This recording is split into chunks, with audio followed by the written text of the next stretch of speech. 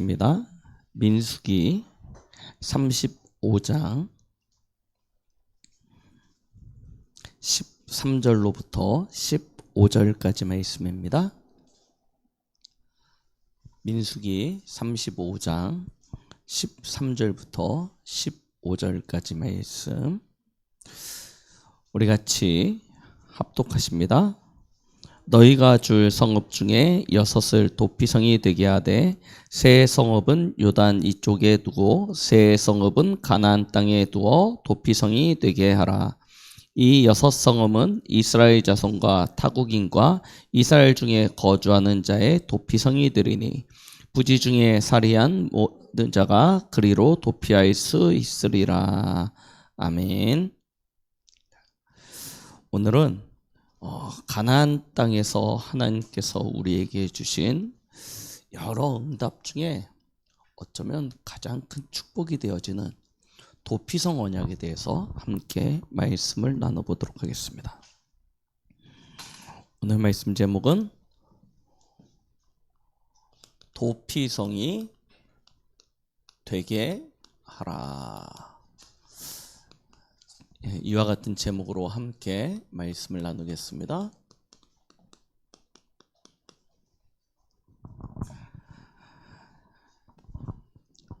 성경에 보면 이스라엘이 많은 위기 가운데 빠지는 것을 보게 되어집니다. 그리고 그와 같은 위기에 빠지는 이유는 지금도 동일합니다. 이스라엘이 왜 위기 가운데 빠집니까? 왜 재앙 가운데 빠집니까? 하나입니다. 뭘 놓치냐? 하나님의 말씀을 놓친 채 살아가기 때문입니다. 하나님의 말씀을 등한히 여기고 하나님의 말씀을 놓쳐버린 채 내 마음에 드는 대로 내 눈에 보기에 좋은 대로 행하다 보니까 그들은 결국 세상 문화에 빠질 수밖에 없고 세상 문화는 결국 우상 문화와 연결되어져서 우상 앞에 엎드려 절할 수밖에 없는 것입니다. 그래서 하나님이 이스라엘을 위기 가운데 또 재앙 가운데 고난 가운데 계속 집어넣으세요. 뭐 하라고요? 돌이키라고요. 돌아오라고요. 우리의 삶이 반복되어지는 어려움 가운데 있다. 혹 가끔 한 번씩 찾아오는 거 말고요. 계속 반복되어지는 어떤 문제 가운데 빠진다. 점검해 보십시오. 내 안에 하나님의 말씀이 있는지, 내 안에 하나님의 말씀이 있는지, 진짜 하나님이 주신 정확한 복음을 가지고 있다면 우리는 위기 가운데 문제 가운데 빠진다 하더라도 우리 지난주 말씀처럼 그 속에서 인생 최고의 축복과 응답을 누릴 수 있게 되어집니다. 그런데 말씀이 없으면요 그대로 고스란히 위기가 문제가 되어지고요 문제가 고난으로 오게 되어집니다. 그래서 저와 여러분들은 정확한 하나님의 말씀을 붙잡을 수 있어야 돼요. 그런데 우리가 신앙생활을 하다 보면 이 하나님이 주신 말씀, 이 언약을 붙잡지 못하도록 방해하는 것들이 얼마나 교회 안에 또 우리의 주위에 가득한지 모릅니다. 너무나 많아요. 교회 와서 여러분들이 예배를 드릴 때 말씀을 듣지 못하는 가장 큰 걸림돌이 무엇일까요? 무엇일까요? 첫 번째는 뭐니 해도 사람입니다. 그죠? 사람 때문에 은혜를 못 받아요. 예, 하나님 때문에 은혜를 못 받는 경우는 거의 없습니다. 누구 때문에 은혜 못 받냐? 사람 때문에 은혜 못 받아요. 사람에게 시험 들고 사람에게 상처받고 사람 간의 갈등 때문에 은혜를 못 받아요. 특히 여러분 가장 사람 가운데 가장 큰 걸림돌이 누구냐면 사실은 목회자입니다. 목회자 때문에 은혜 못 받는 경우가 굉장히 많아요. 첫 번째, 목회자가 너무 훌륭해서 은혜 못 받습니다. 훌륭하면 은혜 받을 것 같잖아요. 근데요, 목회자가 너무 훌륭하면요, 하나님의 음성으로 안 들려요. 누구의 음성으로 들려요?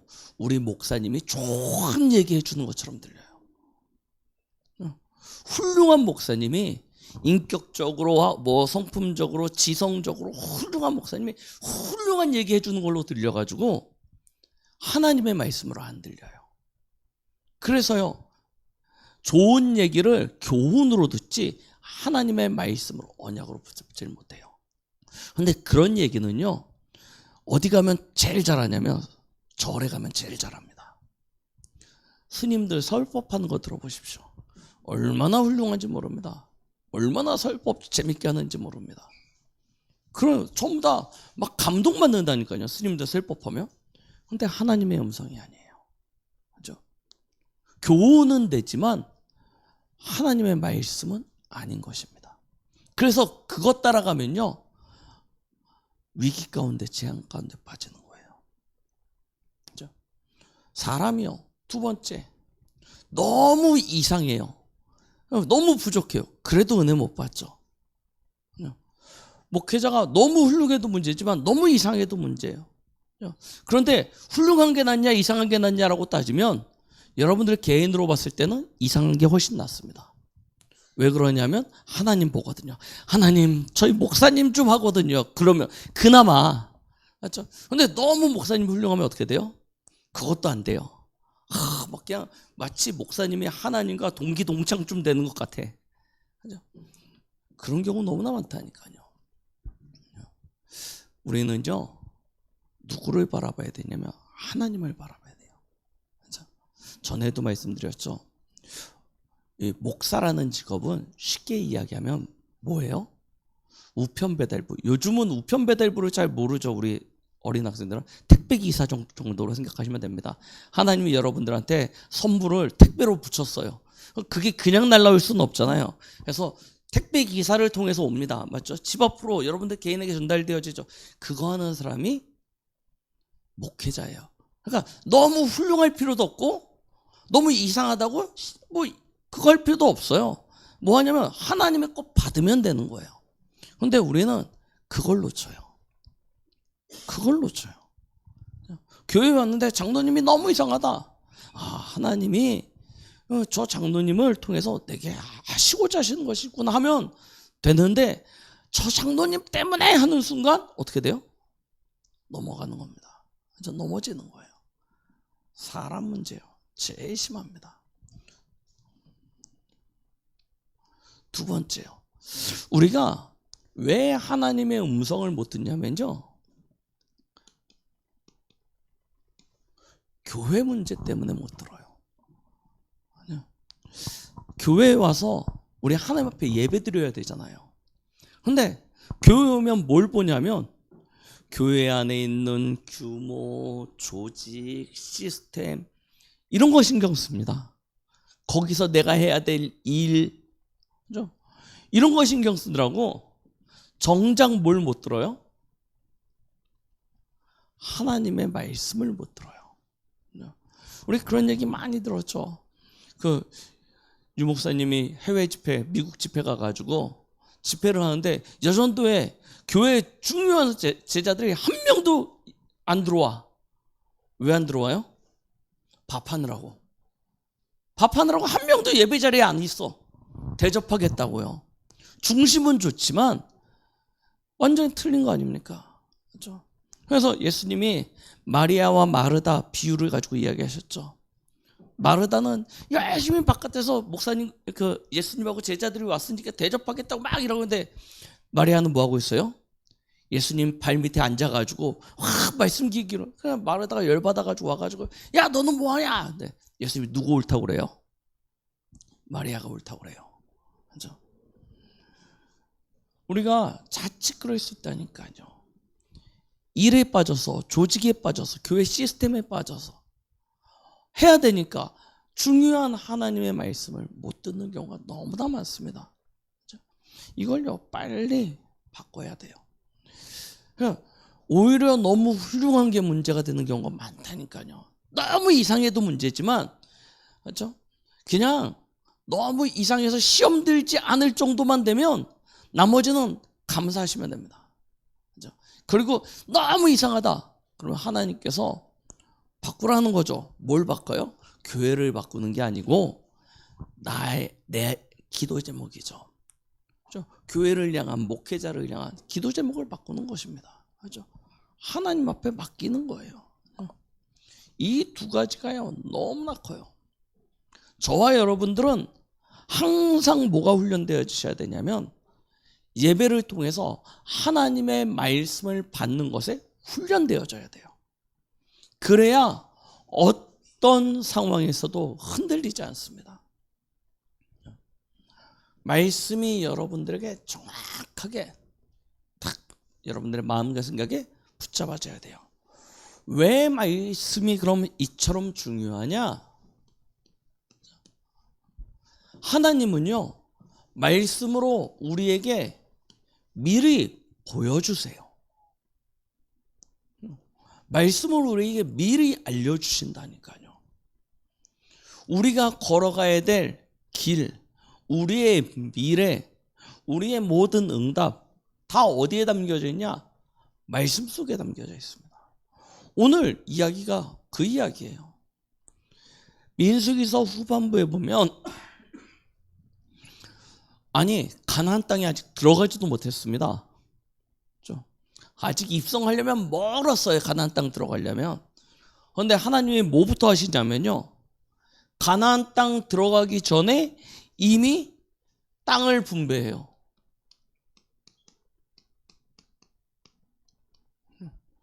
땅 분배한다니까요. 생각해 보십시오. 들어가서 차지하고 난 다음에 제비 뽑아서 나누어도 되잖아요.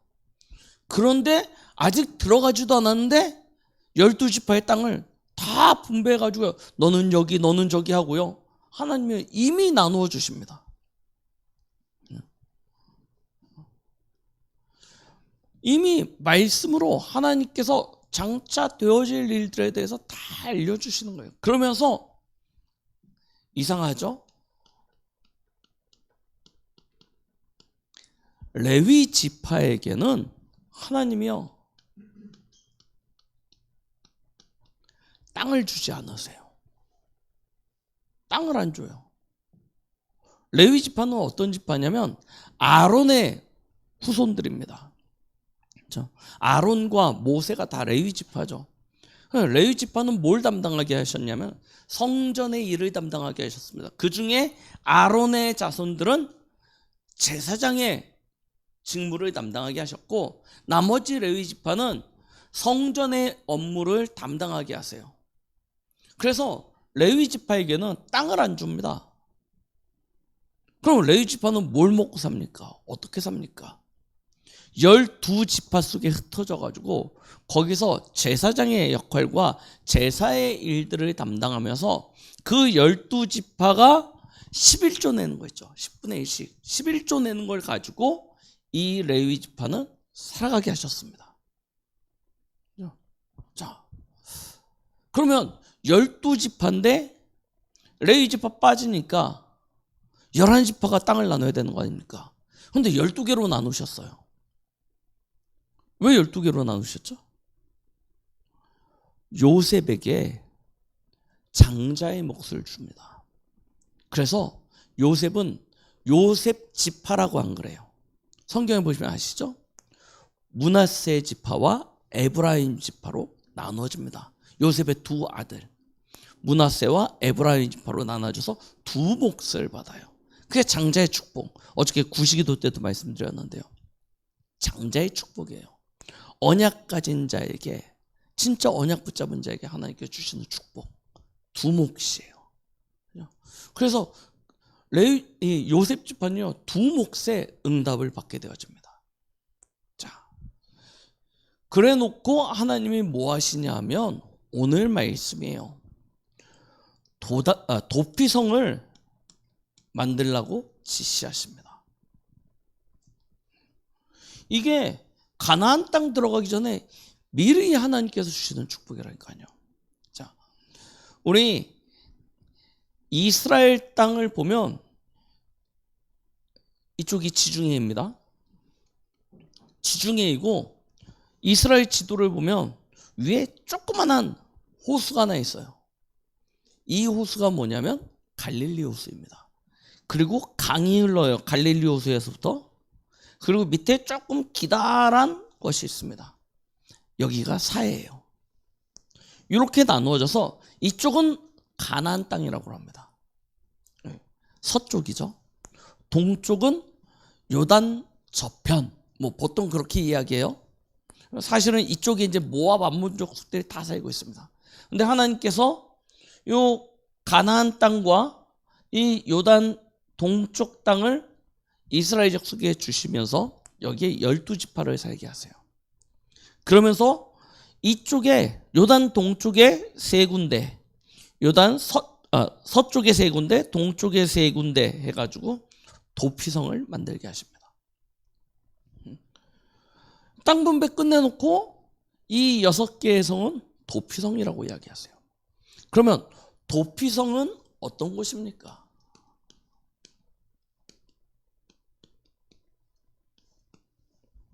도피성은 어떤 곳이죠? 오늘 성경에도 말씀하고 계시지만 일부러 계획적으로 죄 지으면 무조건 그 율법에 의해서 정죄함을 받습니다. 그런데 그럴 때 있지 않습니까? 그렇죠? 우리가 길을 가다가 확 열받아 씩씩거리고 길을 가다가 돌멩이를 발로 빵 찼는데 돌멩이가 하필이면 날아가지고 사람에게 맞았는데 사람이 쓰러졌어요. 응, 맞아. 발도 무지 아프겠지만 얼마나 당황스럽습니까? 맞아.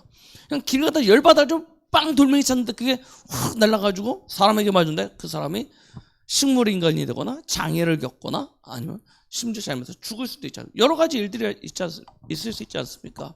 어렸을 때 막 개울가에서 놀고 있는데 인덕원에 개울가에 있었거든요. 그때는 막 놀고 있는데 친구들이 저희 막 개울가 변을 막 개천변을 뛰고 있는데 위에서 막 돌들을 막 던졌어요. 저희 뛰고 있는데 밑에서 그게 머리 와서 정통으로 딱 맞았습니다. 와, 피가요 쭉 나는데 어떻게 해야 될지 모르겠더라고요. 그럴 때 있거든요. 남자애들 같은 경우 공 차다가 아무 생각 없이 공을 빵 쳤는데 그게 잘못 맞아서 실명되거나 그럴 때 많거든요. 자, 그러면 어떻게 됩니까? 맞아. 율법은요 굉장히 무섭잖아요. 맞죠? 행한 대로 갚습니다. 이게 계획적이면 모르겠는데 실수예요. 실수에 의해서 죄를 짓게 되어집니다. 그때예요. 그때 이 죄를 지은 사람이 어디로 가냐면 도피성으로 피난하는 것입니다. 어떤 죄를 지었던 상관없습니다. 죄를 지은 자가 실수 가운데 죄를 지은 자가 도피성으로 피난해요. 그러면 이 가족이나 아니면 지인들이 막 보복하려고 하지 않습니까? 보복하려고 할 때 도피성으로 들어가 버리면요 못 들어와요. 그 성 안으로. 어떤 죄를 져도 이게 살인이 되었건 아니면 장애가 되었건 무엇이 되었건 죄 지은 자가 도피성으로 들어가 버리면 도피성까지 쫓아오질 못하는 것입니다. 도피성 안에 거하고 있으면요 아무도 건드릴 수가 없어요. 그럼 도피성이 작냐? 그렇잖아요. 도피성 큽니다. 몰래 들어가서 보복하면 되지. 하나님의 율법에 법으로 딱 막아놨어요. 도피성 안에서는 보복할 수가 없어요. 거기서 그러면 언제까지 있어야 되냐? 성경은 이렇게 말씀하고 있습니다. 대제사장이 죽을 때까지요. 그런데 생각해 보십시오. 대제사장이 시름시름 앓고 있는데, 그렇죠? 숨이 꼴까닥 하고 있는데 도피성에 싹 들어갔어요. 그런데 1시간 뒤에 죽었어. 대제사장이. 그럼 어떻게 되겠습니까? 이 사람은 죄사함을 받는 거예요. 그렇죠? 근데 하필이면 대제사장이 아버지가 죽고 이제 막 대제사장 중에서 20대 30대 새파란 청년이 딱 대제사장이, 그러면 몇 년 더 살까요? 병들지 않은 이상 뭐 40년 50년 더 살겠죠. 그럼 어떻게 해야 돼요? 그 기간 동안 그 안에 계속 있어야 돼요. 근데 40년 50년 선생님 집에도 가고 싶고 지인들도 만나고 싶고 다 하고 싶은데 거기서 계속 살려고 하니까 얼마나 더 답답합니까? 그래서 몰래 빠져나왔다가 붙잡혀요. 그럼 어떻게 됩니까? 이 기다리던 사람한테 잡혀 죽어도 할 말이 없는 거예요. 기한이 중요하지 않습니다. 얼마만큼 도피성이 오래 살았냐, 이거 하나도 안 중요해요. 기준은 뭐예요? 누가 죽어야 돼요? 대제사장이 죽으면 용서받는 것입니다. 그러면 도피성이 뭘 이야기하는지 우리 쉽게 답을 가질 수 있겠죠. 그렇죠? 왜 도피성을 하나님께서 가나안 땅에 두게 하셨냐? 결국 누구를 이야기하는 거예요? 장차 오실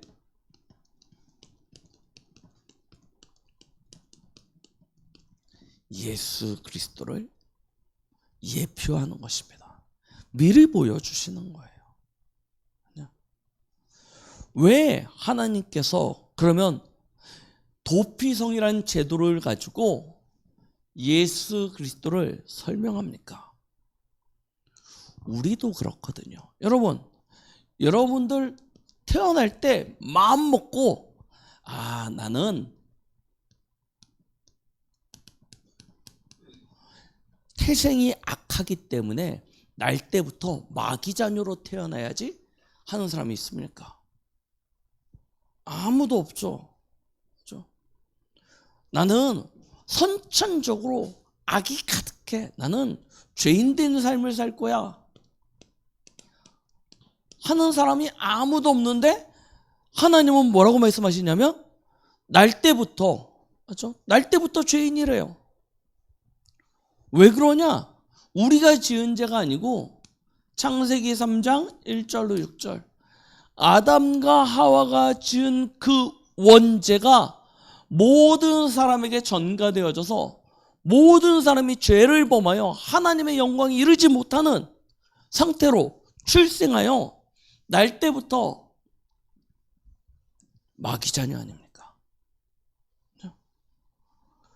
그러니 마귀가 인생의 시작이고 마귀가 인생의 배경이, 지옥이 인생의 배경이에요. 그럼 우리 인생이 어떤 상태가 되어집니까? 원하지 않는데 하나님의 진노 아래에 있는 거예요. 하나님, 공의로우신 하나님께서 그 인생을 징계하셔야 돼요. 벌하셔야 돼요. 그런데 하나님은 사랑이시지 않습니까? 그래서 우리에게 누굴 준비하신 거냐면 구원의 길 대신 예수 그리스도를 하나님께서 미리 준비하셨어요.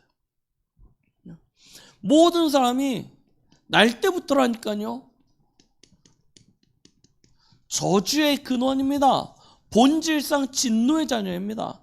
아무리 수고하고 노력해도 이 상태를 벗어날 수 없어요.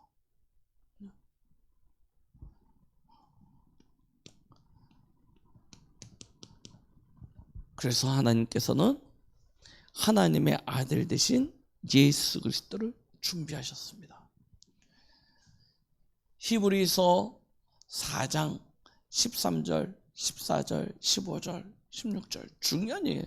우리의 큰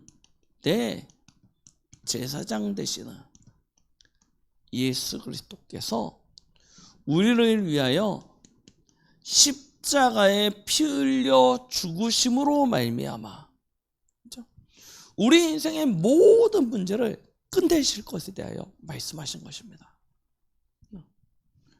하나님의 아들이 나타나신 것은 마귀의 일을 멸하려 하십니다라고 말씀하셨죠. 시작부터 마귀 자녀니까 제일 처음부터 뭘 하셨냐면 마귀의 일을 완전히 꺾어버리신 것입니다.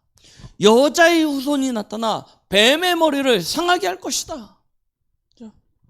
우리 가정이 나는 아무런 잘못이 없는데 왜 날 때부터 이렇게 문제 가운데, 고통 가운데, 어려운 가운데 있습니까? 아빠 잘못입니까? 엄마 잘못입니까? 아니면 내 잘못입니까? 아니라니까요. 출생이 그렇습니다. 배경이 그렇습니다. 그런데 우리는 그걸 모르니까 늘 누구 탓하냐면 남편 탓하고 아내 탓하고 자식 탓하고 엄마 탓하고 아빠 탓하고 온통 상처 가운데 살아가요. 그걸 하나님의 아들 되신 예수님이 그리스도로 오셔서 끝내버리셨다는 거예요. 죄와 사망의 법 아닙니까? 그래서 진노와 저주 아래 있는 거잖아요. 하나님의 아들이라서 뱀의 머리를 상하시고 생명의 성령의 법으로 죄와 사망의 법에서 너희를 해방하였습니다. 우리는 더 이상 죄와 사망의 법에 매일 이유가 없습니다. 우리를 이제 주관하는 것은 생명의 법, 성령의 법입니다. 그렇죠? 우리는 그 예수 그리스도로 말미암아 생명을 얻게 되어주고요. 그렇죠? 진리를 회복하게 되어주고요. 그래서 하나님 만나는 축복을 누리게 되는 것이죠. 그리스도 예수 안에서 우리 인생 모든 문제 끝. 끝입니다. 끝. 이걸요 보여주시는 거예요. 어떤 죄를 지었냐 상관없다니까요. 하나님의 사랑은요 여러분 세상 사람들의 기준과 다릅니다. 우리는 착각 속에 있어요. 나는 의롭고 저 사람은 악하고 이게 얼마나 많은지 몰라요. 그래서 사실은 우리가 별로 의로운 사람이 아니잖아요. 그렇게 막 훌륭한 사람이 아닙니다. 선한 사람도 아니에요. 알고 보면 우리도 모르게 하루를 살아가면서 짓는 죄들이 얼마나 많습니까? 맞죠? 내 마음속에 짓는 죄는 말할 것도 없고요. 맞죠? 말할 것도 없어요. 실제로 우리의 행동으로 짓는 죄도 얼마나 많은지 모릅니다. 제 버릇 중에 가장 안 좋은 버릇이 뭔지 아십니까? 목에 가래가 많이 껴요. 그러니까 뭐예요? 돌아다니면 하루에 그렇게 경범죄 딱지를 끊으면 얼마나 끊어야 될지 몰라요. 우리 운전하다 그러지 않습니까? 안 되는 줄 아는데 그냥 휙 잡아 돌릴 때도 있고요. 요즘 저는 우회전 할 때마다 가야 될지 말아야 될지 차 몰고 가면서 이거 이러다 걸리면 딱지 끊는데 하는 경우가 한두 번이 아닙니다. 우리가 그냥 살아가면서 짓는 죄가 굉장히 많다니까요. 그런데 우리도 모르게 우리 스스로 나는 깨끗해, 나는 의로워, 그런데 저 사람은 저래 라고 정죄할 때가 너무나 많아요. 하나님은요 그래서 죄의 경중을 따지지 않으십니다. 누구든지예요. 오늘 말씀에 그러잖아요. 도피성을 만들었는데 여기에는 오직 이스라엘 사람들만 들어와야 돼 라고 이야기하시지 않았어요.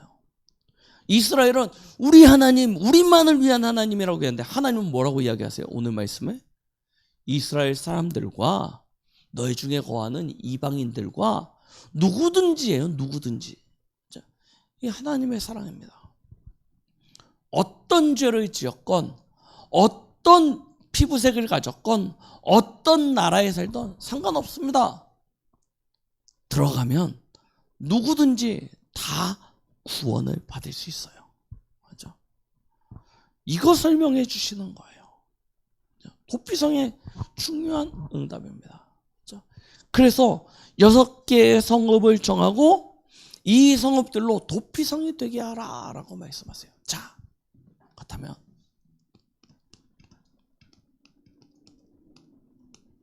결론입니다. 하나님께서 저와 여러분들을 지금 여러분들이 살고 있는 그 지역에 뿔뿔이 흩어놓으셨어요. 뭐 하라고 그러셨을까요? 우리에게 도피성이 되게 하라 말씀하시는 거예요. 어디가요? 내가 있는 그곳이요. 맞죠? 내가 있는 그곳이 도피성이 되게 하라. 이게 우리 교회가 붙잡은 비전이요, 미션 아닙니까? 7천 제자의 미션입니다. 내가 있는 곳이 도피성이 되게 하라. 맞죠? 무슨 얘기냐? 어떤 사람이 와도 우리는 이해하고 수용하고 넘어서서 살리는 것입니다. 절대 정죄하지 마십시오. 내가 그 사람보다 나은 부분이 결코 하나도 없습니다. 그렇죠? 누구든지입니다. 어떤 사람이든 하나님께서 내게 붙여주신 그 사람은 살리라고 붙여주신 영혼입니다. 그래서 우리는 도피성의 그 축복을 준비하는 거예요. 어떻게 준비하냐? 정확한 이 복음의 내용을 준비하십시오. 복음의 내용. 예수 그리스도만 그 생명을 살릴 수 있기 때문에 그리스도에 관한 이 복음의 내용 여러분들 가지셔야 됩니다. 두 번째입니다. 뭘 준비하시면 되냐면 도피성에 그릇을 준비하십시오. 누구든지 이해하고 수용하고 초월해야 되는데 이 제 그릇이 이 간장 종지만 하면 누가 들어올 수가 없어요. 맞죠? 나도 못 담는데 누굴 담습니까? 내 그릇이 간장 종지만 하면. 그래서 그릇을 키워야 돼요. 그릇을 크게 키워야 되는데 태생적으로 그릇이 안 커집니다. 키우고 싶은데, 맞죠? 이게 태생적으로 그릇이 안 키워져요. 그래서 어떻게 키워야 돼요? 우리 그릇은 성령의 충만입니다. 그렇죠? 내가 이해해야지 한 2번까지는 참습니다. 그런데 3-4번이라고요. 3번째 건드리면 빵 터지죠. 제가 많이 그러거든요. 3번째 하면 그냥 빵 터집니다. 그래서 우리 식구들은 적정한 수준을 잘 유지해요. 저를 하니까. 그 수위를 넘으면 빵 터진다는 걸 알고. 오늘 우리 수준이 그렇다니까요. 내가 그릇을 잘 키워야지. 뭐 명상을 하시겠습니까? 돌을 닦으시겠습니까? 어떻게 그릇을 키우시겠습니까? 성령의 충만입니다. 그러니까 하나님이 내 그릇을 키워주셔야 돼요.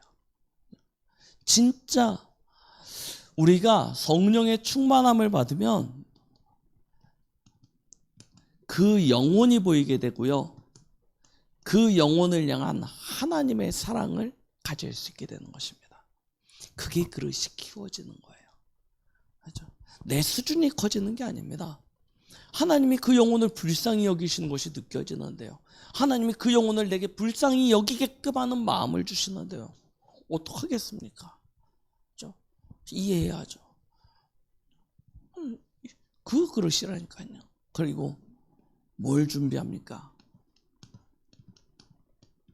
도피성의 자세예요. 자세입니다. 여러분, 우리는요 어떤 자세를 가지면 되냐면 그래도 내가 하는 거 버리시면 돼요. 예수님이 친히 모범을 보여주셨죠. 전능하신 하나님이 이 땅에 오실 때 왕궁의 왕자로 태어나시지 아니하시고 마국간에 볼품없는 그런 아이로 오셨습니다. 지극히 높으신 하나님의 가장 낮은 곳으로 오셨어요. 그리고 이 땅을 살아가시는 모습이 황제처럼 많은 사람들 거느리면서 내가 잘났어 하고 살아가시지 않으셨어요. 가장 어려운 사람, 힘든 사람, 병든 사람들 찾아다니시면서 그러면서 지극히 낮은 모습으로.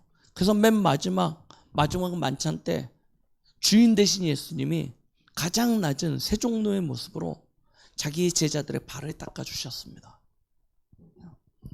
우리의 자세가 어떤 자세가 돼야 되냐면 그처럼 낮아져야 됩니다.